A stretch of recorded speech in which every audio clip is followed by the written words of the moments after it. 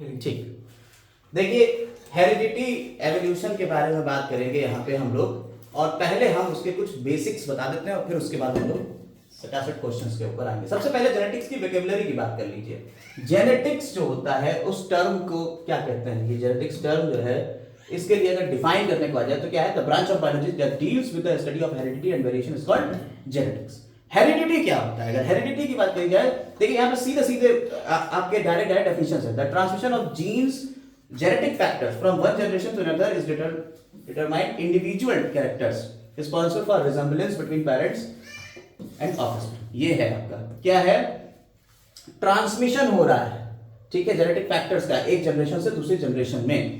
Variation क्या होता है? डिफरेंसेस हैं क्लोजली रिलेटेड इंडिविजुअल्स के, उन्हें हम वेरिएशन है। जीन क्या है? जीन क्या होता है? Gene development of an expression inherited character of an organisms, therefore they are called basic unit of heredity। क्या कहते हैं? Basic unit. एलील क्या है?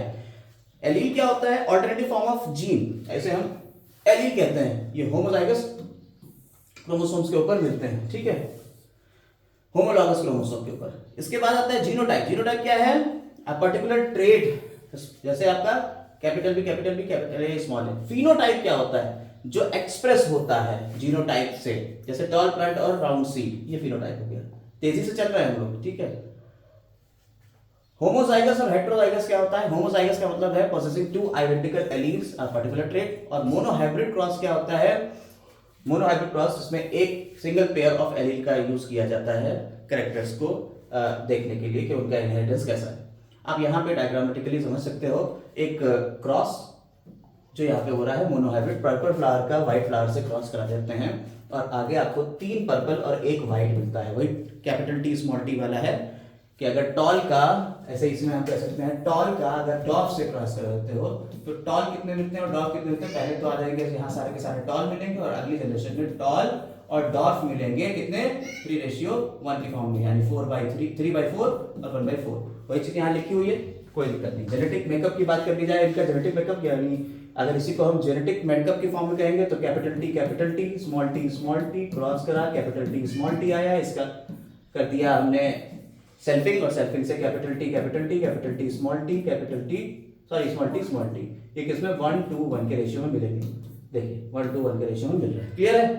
कोई दिक्कत इसमें नहीं, ठीक, समझ में आ गया? तेजी से चल रहे हैं हम लोग। ये मोनोहाइब्रिड क्रॉस है। डाइहाइब्रिड क्रॉस क्या होता है? डाइहाइब्रिड क्रॉस में आपका यहाँ पे लिखा हुआ है which involves 2 pair of alleles, इसमें 2 पेयर होंगे, और इसका जो रेशियो आएगा, फिनोटाइप रेशियो 9:3:1 का आएगा। और यहाँ पे क्रॉस इस तरीके से हुआ है, राउंड येलो रिंकल्ड सीड के बीच में क्रॉस हुआ, आप देख सकते हो, बहुत ही इजी है।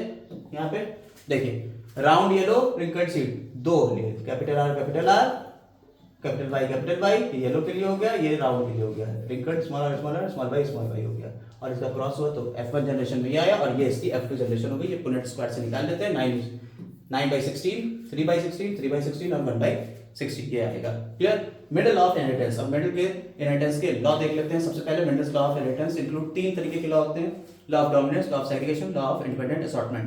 मिडल ने 7 कैरेक्टर लिए थे: seed colour seed shape, pot colour pot shape, flower colour flower position, और प्लांट या स्टेम हाइट। आपको दिख रहे हैं यहाँ पे सारे के सारे आपको दिख रहे हैं, और इनके फॉर्म दिख रहे हैं, जैसे पॉड शेप और पॉड कलर, स्टेम के साइज, स्टेम हाइट, और स्टेम का प्लेस छोड़ दीजिए स्टेम का, फ्लावर कलर और flower position.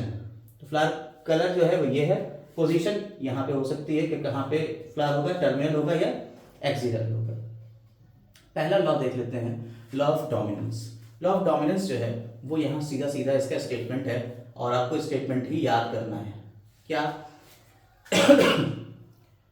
Law of dominance states that out of the interest in contrasting traits, characters of pair, the one which expresses itself in F1 generation is called dominant character, और जो दूसरा होता है जो F1 generation में नहीं दिखेगा उसे हम क्या कह देते हैं? रिसेसिव कैरेक्टर कहते हैं। ये लॉ ऑफ डोमिनेंस है। क्लियर? यानी कि आपने टॉल और डॉफ के बीच में क्रॉस कराया, F1 जनरेशन में सारे के सारे टॉल मिले, तो टॉल कैसा हो गया? डोमिनेंट कैरेक्टर, और जो डॉफ था वो recessive character. Law of segregation क्या होता है? Law of segregation direct definitions है, उठाइए रट्टा मारिए। The law of segregation states that when a pair of contrasting characters अगर टुगेदर, जब कंट्रास्टिंग कैरेक्टर्स का पेयर जो है वो एक साथ आएगा तब क्या होगा, they remain together without mixing with each other. जैसे कैपिटल टी स्मॉल टी है, ये एक दूसरे के साथ रहेंगे बिना मिक्सिंग करे, ठीक है, और सेग्रीगेट होंगे during gamete formation of gamete. ठीक, इंडिपेंडेंट असॉर्टमेंट की बात करी जाए, लॉ ऑफ इंडिपेंडेंट असॉर्टमेंट क्या होता है? Law of independent assortment states that when two parents differing from each other in two or more pair of contrasting characters are crossed, then inheritance of one pair character is independent that of other pair of character। ठीक, अब यहां पे बात आ जाती है autosomes और sex chromosome, दो तरीके के क्रोमोसोम। ऑटोसोम्स कौन से होते हैं? जो सेक्स डिटरमिनेशन में हेल्प नहीं करते हैं, और सेक्स क्रोमोसोम है जिनकी वजह से सेक्स डिटरमाइन होगा। कैरियोटाइप क्या होता है? आप अगर यहां ये देखें तो ये आपका पूरा कैरियोटाइप कहलाता है। आपने 1 से लेके और 23 तक के पेयर पूरे के पूरे लिख दिए, पहला पेयर, दूसरा पेयर, तीसरा पेयर, चौथा पेयर, इस तरीके से लिखते हुए 22 पेयर तक तो ये सारे ऑटोसोम्स हो गए। और यहां पे आपका ये बन गया क्या, XX और XY वाला 23वां पेयर, यहां से फीमेल होगी और यहां से मेल हो जाएगा। इस तरीके से सेक्स डिटरमाइन हो जाता है। क्लियर हो गया? क्लियर है? कहीं कोई डाउट हो तो तुरंत पूछिएगा। कैरियर्स क्या होते हैं? कैरियर्स वो हैं जो एक जनरेशन से दूसरी जनरेशन में ले जा रहे हैं। Heterozygous individuals who has no apparent abnormality but can pass one allele for the recessively inherited genetic disorder. Sex chromosome क्या होते हैं? यहाँ पे सेक्स क्रोमोसोम लिखे हुए हैं। क्रोमोसोम X और क्रोमोसोम Y आपको पता है, ठीक है, इसके बारे में हम कोई जानकारी ज्यादा यहाँ बोलेंगे नहीं, आप देख लीजिए, पढ़ लीजिए खुद ही, अपने आप देखिए। होमोगैमेटिक और हेटेरोगैमेटिक। होमोगैमेटिक मतलब जब गैमेट्स एक से होंगे तो होमोगैमेटिक। सेक्स लिंकेज क्या होता है? आपको बताया था कि ये एक एक्सेप्शन है इंडिपेंडेंट असॉर्टमेंट का, ठीक है, इंडिपेंडेंट असॉर्टमेंट का। और म्यूटेशन क्या होता है? म्यूटेशन जो है वो क्रोमोसोम के अंदर अचानक से जेनेटिक मटेरियल में कुछ चेंज आ जाते हैं, उसे हम म्यूटेशन कहते हैं। आइए सीधे सीधे आते हैं क्वेश्चंस के ऊपर। पहला question, exchange of genetic material takes place in. Genetic material का एक्सचेंज कब होगा? सेक्सुअल रिप्रोडक्शन के टाइम पे होगा। Two pink coloured flowers, one crossing resulted, one red, two pink and one white. एक रेड हो जाएगा, दो पिंक हो जाएगा, एक व्हाइट हो जाएगा। The nature of the cross pollination. ना ना ना बेटा, एक्सेप्शन आपको बताया था। क्या है nature of cross will be दो पिंक कलर के फ्लावर है। देखिए, आप अगर इसको गौर से देखिए तो आपको हम यहाँ पे एक बात बताते हैं, बहुत ही बढ़िया तरीके का ये क्रॉस है। आपने लव डोमिनेंस का एक एक्सेप्शन पढ़ा था, क्या था? इनकम्प्लीट डोमिनेंस पढ़ा था। इनकम्प्लीट डोमिनेंस में क्या करते थे हम? रेड कलर के फ्लावर का क्रॉस व्हाइट कलर के फ्लावर से कराते थे। और रेड कलर के फ्लावर में कैपिटल आर हुआ करता था, स्मॉल आर था। और जो पिंक कलर का फ्लावर बनता था यहाँ पे, जिस कैपिटल आर और स्मॉल आर होता था, जब इसकी सेल्फिंग कराते थे, पिंक वाले से ही इसकी सेल्फिंग करा दी, तब क्या होता था? रेड, पिंक और व्हाइट बनते थे। याद करिए, रेड कितने बनते थे? 1। पिंक कितने बनते थे? 2। व्हाइट कितने बनते थे? 1। यही तो कह रहा है कि दो पिंक का आपस में क्रॉस हो रहा है ना, तो सेल्फिंग हो रही है, सेल्फ पॉलिनेशन होगा, सेल्फ क्रॉसिंग होगी। नहीं समझे? और ये लॉ ऑफ डोमिनेंस का एक्सेप्शन है बेटा। कल बताया था आपको एक्सेप्शन लॉ ऑफ डोमिनेंस का, जिसे हम क्या कहते हैं? इनकम्प्लीट डोमिनेंस कहते हैं। आ गया क्वेश्चन। और ये किसमें मिलेगा? Dog flower, 4 o'clock plant. हाँ, और 4 o'clock प्लांट में स्नैपड्रैगन और एंटीराइनोमजस बॉटनिकल नेम। तो यहां क्या होगा? सेल्फ पॉलिनेशन होगा ना। क्लियर हो गई बात? यहां क्या होगा? अगर दो पिंक कलर के फ्लावर को करा रहे हैं, एक रेड मिल रहा है, दो पिंक मिल रहे हैं और एक व्हाइट मिल रहा है, तो यहां क्या हो रहा है? सेल्फ पॉलिनेशन, सेल्फिंग हो रही। The cross between tall and short plant result in the progeny that were all tall plants because less is dominant trait. Tall, ये देखिए, टॉल और डॉर्फ के बीच में क्रॉस कराया जा रहा है, ठीक है, टॉल और डॉर्फ के बीच में क्रॉस कराया जा रहा है। और इनसे क्या मिल रहा है? सिर्फ और सिर्फ टॉल ही टॉल मिल रहा है सारे। इसका मतलब क्या है? डोमिनेंट कैरेक्टर है ना, कैपिटल टी स्मॉल टी है, कैपिटल टी वाले ने स्मॉल टी को छपा दिया। तो टॉलनेस इज डोमिनेंट ट्रेट, इस वजह से ऐसा हो रहा है। Which of the following statement is incorrect, कौन सा स्टेटमेंट इनकरेक्ट है? For every hormone there is a gene. देखिए, वन जीन वन एंजाइम, एक जीन से एक एंजाइम बनता है। क्या हर हार्मोन के लिए एक जीन होता है? नहीं। For every protein there is a gene, हाँ, हर प्रोटीन के लिए एक जीन तो होगा ही होगा। For every molecule of fat there is a gene, नहीं। For every enzyme there is a gene, one gene one enzyme hypothesis, ये भी सही है। ठीक है, अब ये कह रहा है हर प्रोटीन के लिए एक जीन होगा। देखिए, हर प्रोटीन के लिए एक जीन, एक सिस्ट्रॉन भी काम कर सकता है, ठीक है, for production of every enzyme. लेकिन एक बात और भी है, एक मिनट, यहां पे इसको हम इन दोनों में कंट्रोवर्सी जो आई उसको भी दूर कर देते हैं। हर एंजाइम के लिए एक जीन होता है, one gene one enzyme hypothesis थी, लेकिन उसके बाद ये बन गई one gene one polypeptide hypothesis, one polypeptide, और पॉलीपेप्टाइड का मतलब होता है प्रोटीन। ठीक है, ये आगे चल के one gene one polypeptide hypothesis बन गई। इसलिए वन जीन वन प्रोटीन नहीं होगा, एंजाइम, क्योंकि एंजाइम राइबोजाइम भी हो सकता है, राइबोसोम्स भी ऐसा एंजाइम वर्क कर सकता है। ठीक है, इसलिए ये नहीं होगा, तो आंसर जाएगा वन जीन वन प्रोटीन। ठीक, अब कह रहे हैं इफ राउंड ग्रीन, चलिए अगला question, if round green seed P plant, एक राउंड कलर का है, ठीक है, राउंड ग्रीन है, यार देखिए समझ लीजिए, round green, capital R small by small by, is cross with wrinkled yellow, wrinkled yellow से क्रॉस करा जा रहा है। करा ले, अब करा ले, पहले फिर देखें, तो आप लोगों की दिक्कत हो के साथ आप लोग बताया नहीं कुछ होगा। राउंड ग्रीन है, राउंड ग्रीन है और रिंकल्ड येलो के बीच में क्रॉस कराया जा रहा है। ठीक है, पहले तो इसके गैमेट क्या बनेंगे बताओ? कैपिटल आर स्मॉल वाई, उधर गैमेट क्या बनेगा?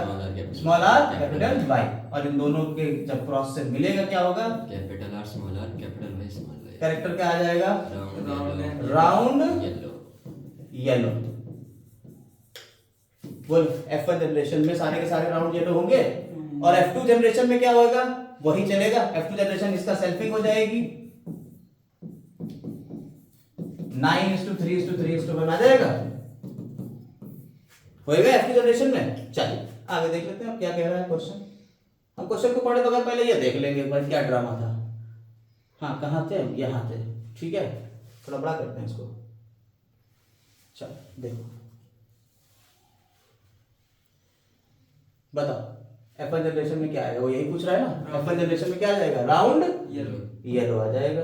ठीक, राउंड येलो आ जाएगा F1 जनरेशन में। ठीक, अगला 6, in human males all the chromosomes are paired perfectly except males में सारे के सारे क्रोमोसोम का पेयर बन जाता है। अभी आपको दिखाया कैरियोटाइप सारे के सारे बन रहे थे, लेकिन कैरियोटाइप एक का नहीं बन रहा था। एक्स और वाई ये पेयर नहीं बनता है परफेक्टली, तो कौन सा नहीं बनाएगा? थर्ड और फोर्थ। अनपेयर्ड कौन सा होगा? Y chromosome X chromosome.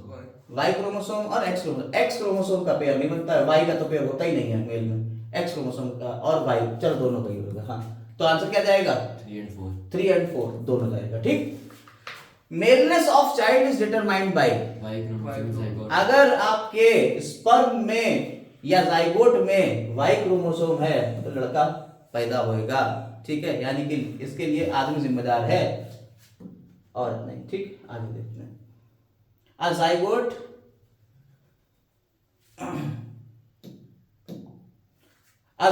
which has X chromosome inherited from the father, X chromosome है जिस बाप से X मिलता है, फादर से क्या मिल रहा है इसको? X मिल रहा है, तो जाइगोट कैसा बनेगा? बॉय होगा कि गर्ल होगा? अरे माँ से तो सिर्फ X ही मिलेगा, माँ से तो सिर्फ X मिल सकता है, लेकिन बाप के पास तो थी एक चांस, लेकिन उसने भी X ही दिया। इन दोनों के मिलने से क्या बनेगा? X बनेगा, जो होगी लड़की। समझ में आई बात या नहीं? अगला question, select the incorrect statement. बताइए इनकरेक्ट स्टेटमेंट बताइए। Frequency of certain jeans in a population change over several generation resulting in evolution. Population में जीन्स की फ्रीक्वेंसी चेंज होती जाती है जिससे एवोल्यूशन होता है, ये बात सही है। Reduction in weight of an organism is due to starvation is genetically controlled, weight थोड़ी हमने कहा था जेनेटिकली कंट्रोल होता है। दूसरा, low weight patient can be heavily weight progeny, और which traits are not inherited over generation, traits which are not inherited over generation do not cause evolution, जो generation to generation नहीं जाएंगे वो cause नहीं करेंगे एवोल्यूशन को। अगर देखिए जीन की फ्रीक्वेंसी अगर चेंज हो रही तो एवोल्यूशन होगा, ये याद कर लीजिए। ये थोड़ा सा आपका एवोल्यूशन से रिलेटेड है, लेकिन अब एवोल्यूशन हमारे इसमें है सिलेबस में। न्यू स्पीशीज में be formed if, new species बनेगी अगर DNA undergo significant change in germ cells gamete, DNA में चेंज हो जाए, सही बात है। Chromosome number changes in gamete, अगर क्रोमोसोम का नंबर गैमीट में चेंज हो जाए तो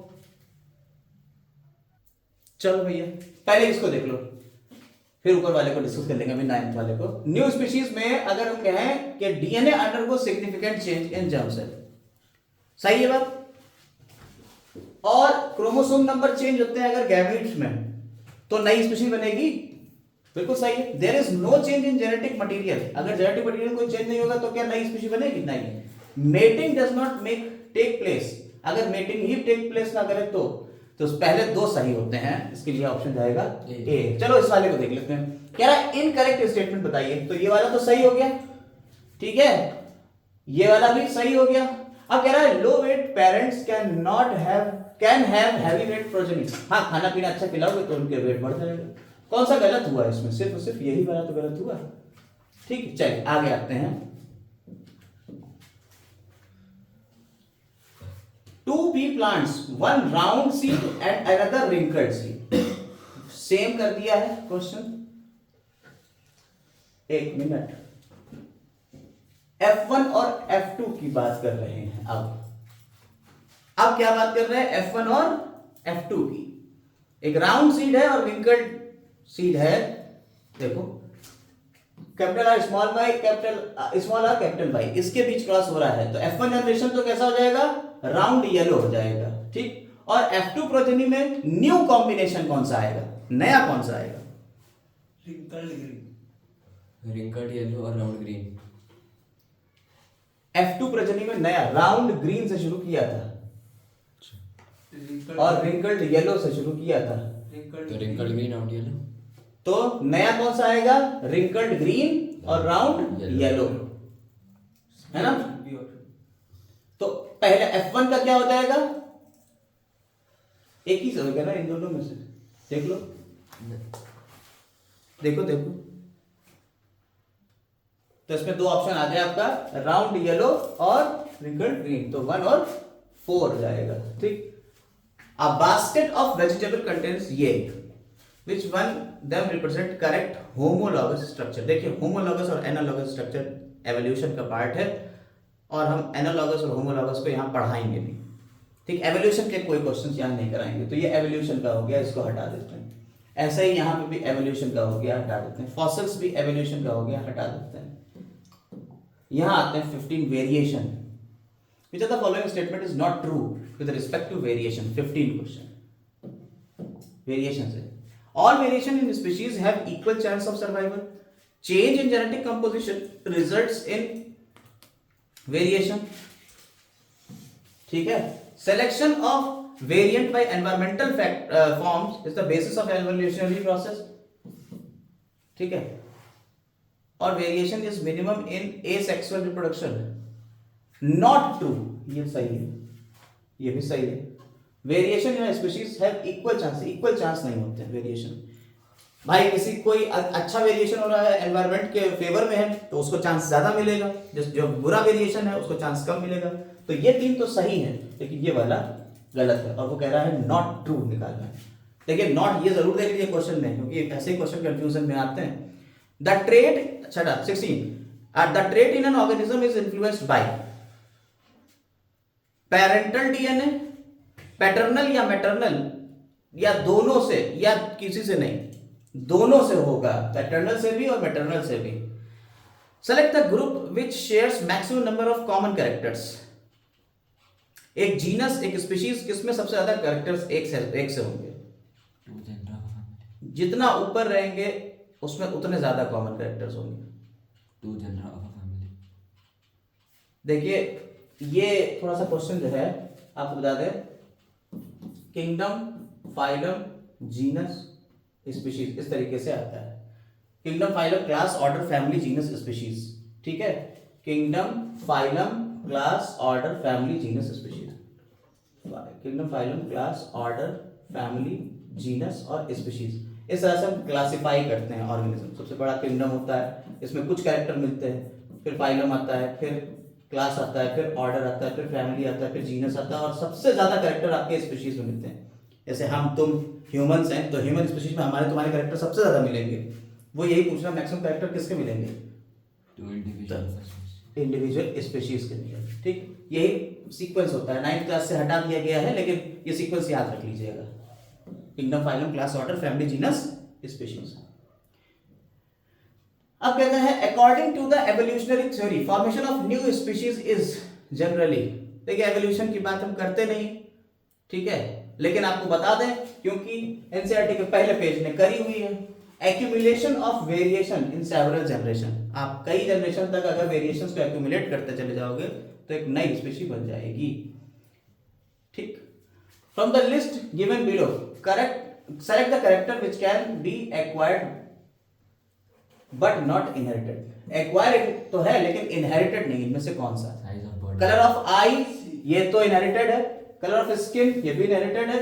साइज ऑफ बॉडी और nature of hair, nature of hair भी इनहेरिटेड है। ठीक है, साइज ऑफ बॉडी की बात करें तो ऐसा ये जो है वो इनहेरिटेड नहीं है।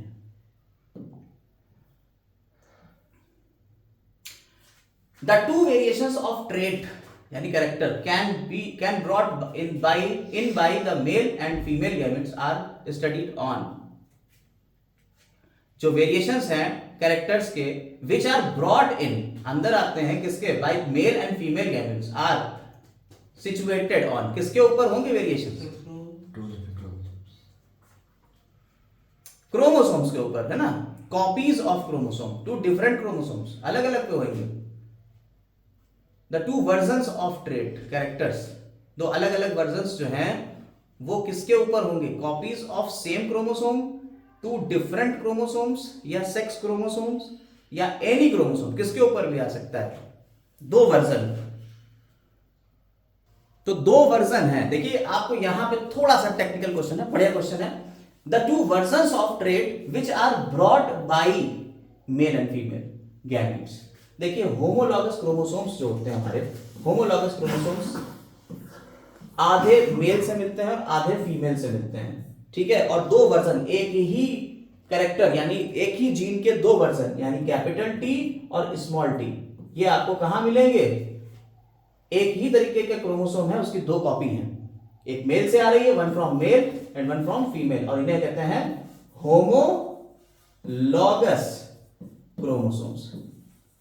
ठीक है, याद रखिएगा, इन्हें क्या कहते हैं? होमोलॉगस क्रोमोसोम कहते हैं। तो आपको क्या मिल जाएगा? कॉपीज ऑफ सेम क्रोमोसोम, एक ही क्रोमोसोम की 2 कॉपी है।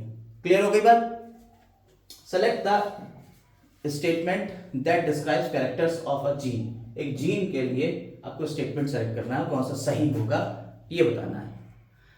Genes are specific sequence of bases in DNA molecule. क्या जीन स्पेसिफिक सीक्वेंस है डीएनए मॉलिक्यूल के ऊपर, बेसिस के? बिल्कुल सही बात लिखी हुई। Gene does not code for protein. क्या जीन किसी प्रोटीन के लिए कोड नहीं करता? है गलत बात है।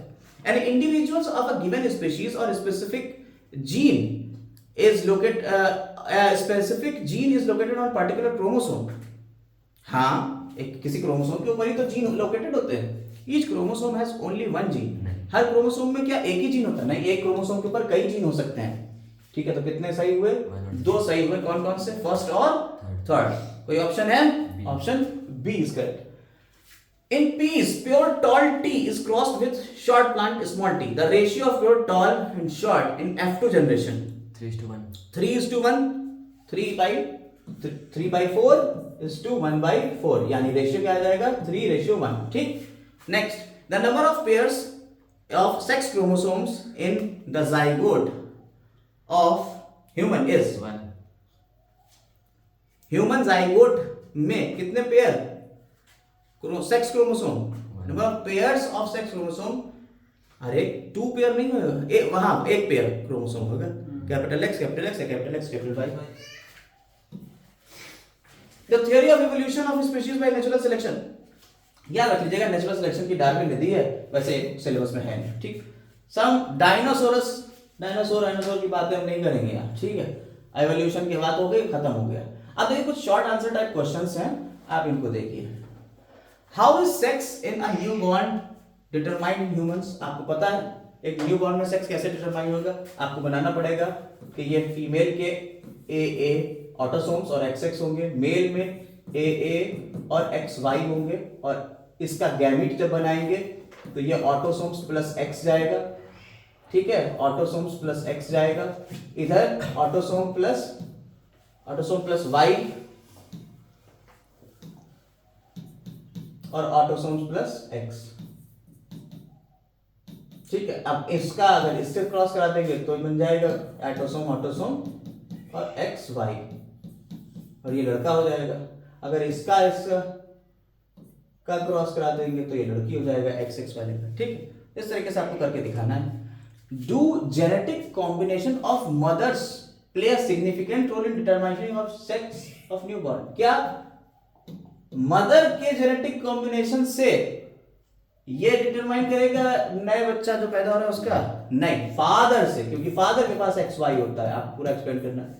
Next, mention 3 important feature of fossils. Fossils का हमें लोगों को पढ़ना नहीं है। Next, why do all the gametes found in human female have X chromosome? क्योंकि उनके अंदर सिर्फ X क्रोमोसोम ही तो होते हैं, इसलिए सबके अंदर वही रहेगा। In human beings the statistical probability of getting either male और फीमेल चाइल्ड इज 50-50%। क्या आप बता सकते हो इसका रीजन? क्योंकि ये मेल के ऊपर डिपेंड कर रहा है, और मेल में 50% चांस है X क्रोमोसोम के आने के गैमीट में, और 50% चांस है Y क्रोमोसोम के आने के। एक्सप्लेन कर दिया। Next, a very small population of species faces a greater threat of extinction. Extinction की बात करेंगे तो हम नहीं करेंगे यहाँ पे कोई बात। होमोलॉगस स्ट्रक्चर की बात करेंगे तो बिल्कुल नहीं करेंगे। Does the occurrence of diversity of animals on earth suggest the diversity of ancestors also? ये भी एवोल्यूशन के रिस्पेक्ट में हम नहीं बताएंगे।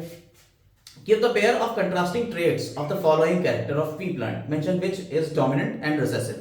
Yellow seed. Yellow का क्या होगा कंट्रास्टिंग कैरेक्टर? ग्रीन। येलो का ग्रीन सीड होगा, और ग्रीन सीड और येलो सीड में कौन डोमिनेंट है, कौन रिसेसिव? येलो डोमिनेंट और ग्रीन रिसेसिव। राउंड सीड का क्या होगा? रिंकल्ड होगा। कौन डोमिनेंट कौन रिसेसिव? राउंड डोमिनेंट होगा, रिंकल्ड रिसेसिव होगा। Why Mendel choose P plant for his experiment? Mendel ने क्यों भैया पी प्लांट को चूज किया था, बताइए।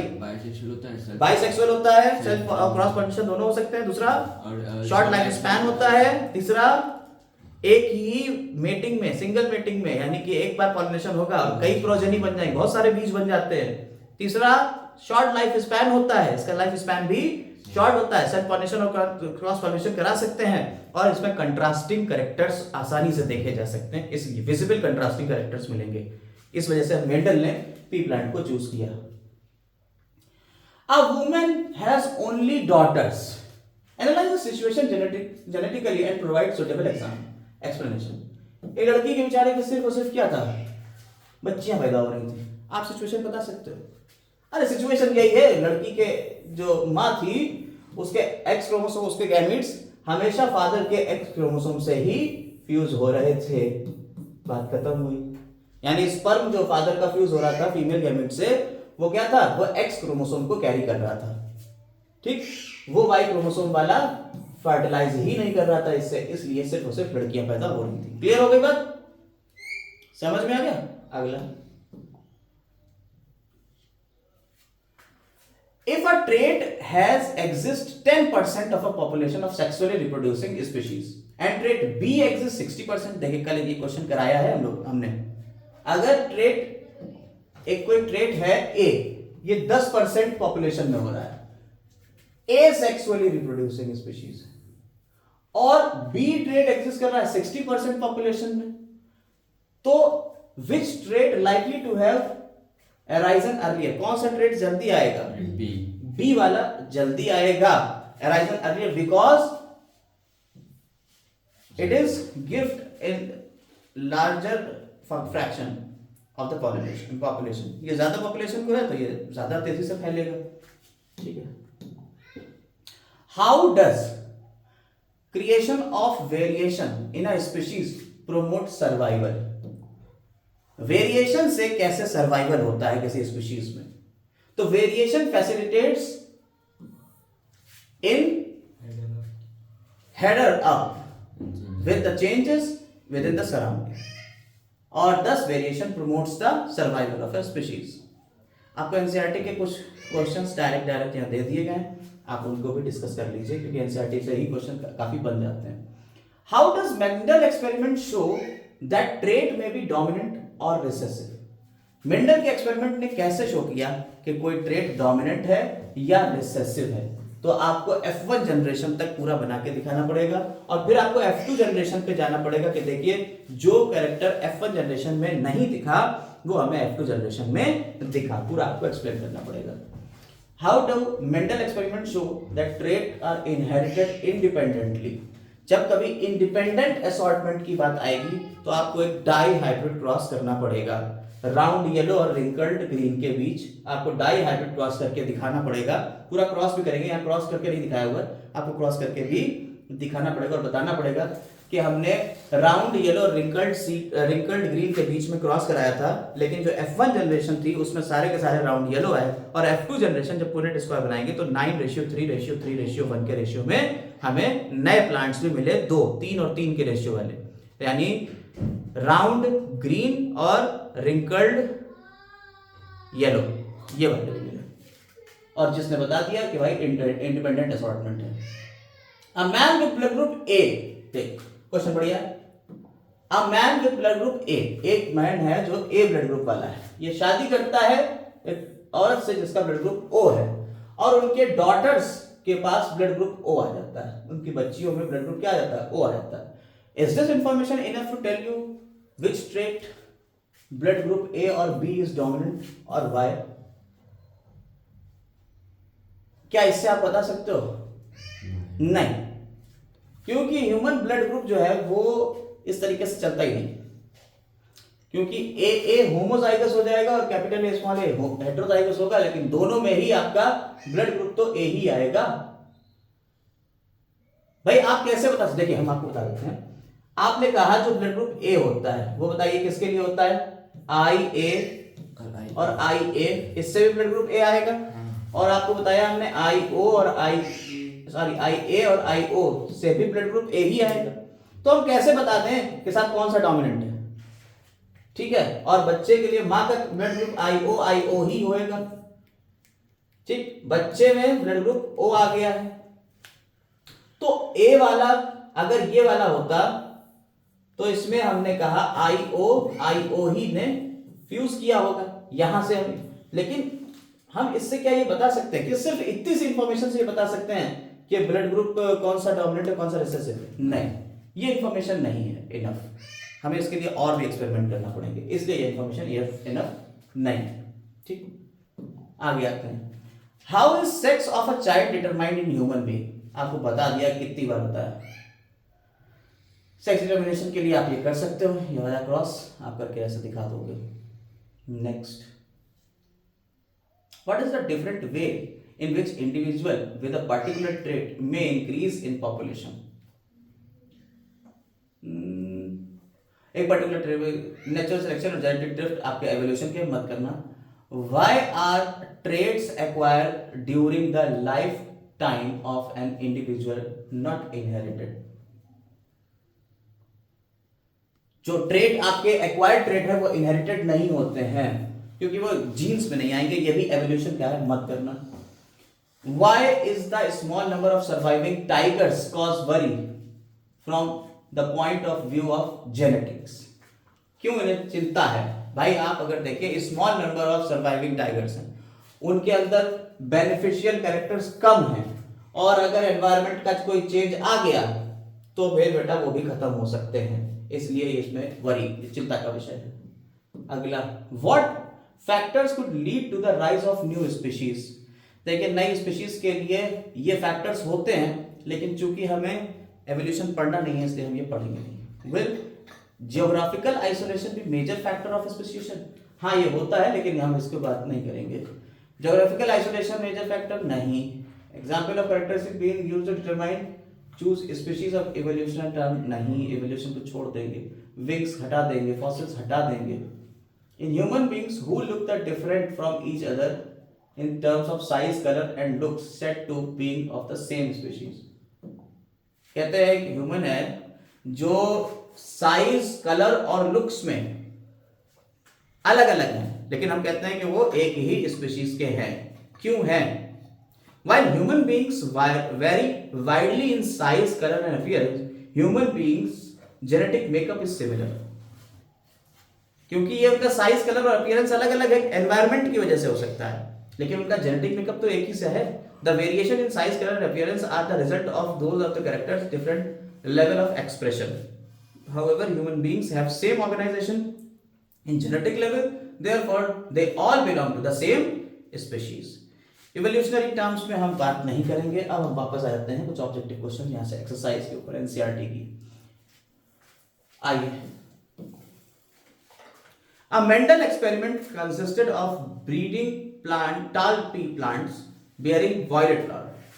Tall pea था और violet flower था, और short pea plant था और white flower, है ना? यही है, इसके बीच में क्रॉस करा जा रहा है। Almost half of them, but कह रहे progeny all bore violet flowers. सारे के सारे प्रोजेनी ने जितने भी थे सब में क्या हुआ?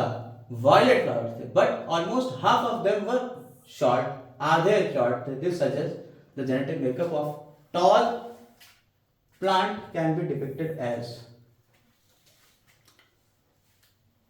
ध्यान दीजिए, capital T, small T, capital. कह रहे हैं, बहुत अच्छा क्वेश्चन है, ब्रीडिंग हो रही है टॉल पी प्लांट की वायलेट फ्लावर से with short P plant bearing white flower. Toll P plant था और वायलेट फ्लावर थे, जिसका क्रॉस हो रहा है शॉर्ट पी प्लांट से और व्हाइट फ्लावर है। हम ये सोच सकते हैं, लेकिन हम इसमें ये भी तो सोच सकते हैं कि, और जब बच्चे पैदा होते हैं तो क्या सारे के सारे वायलेट है, वायलेट तो सारे के सारे हैं, इसका मतलब है ये तो यही रहेगा, लेकिन आधे उसमें से शॉर्ट आ रहे हैं, इसका मतलब क्या है कि सारे के सारे टॉल वाले जीन नहीं होंगे, कैपिटल टी स्मॉल टी वाला जीन होगा, तभी तो ये आधे बनेंगे शॉर्ट। जब ये वाला मिलेगा तब कैपिटल टी स्मॉल टी हो जाएगा, और ये वाला जब इससे मिलेगा तो कैपिटल टी स्मॉल टी हो जाएगा, जब स्मॉल टी वाला मिलेगा तो स्मॉल टी, और जब स्मॉल टी वाला इससे मिलेगा तो स्मॉल टी आएगा। इसका मतलब है आधे टॉल आए और आधे डॉर्फ आए, तो जेनेटिक मेकअप क्या होगा? ये वाला होगा ना, कैपिटल टी स्मॉल टी और कैपिटल डब्ल्यू स्मॉल डब्ल्यू, ये वाला जेनेटिक मेकअप होगा पेरेंट का। ठीक है, आंसर क्या जाएगा? सी जाएगा। क्लियर होगी बात? देखिए, समझना बहुत जरूरी है, आंसर यह लिखा लेकिन समझना बहुत जरूरी है। Next, an example of homologous organ.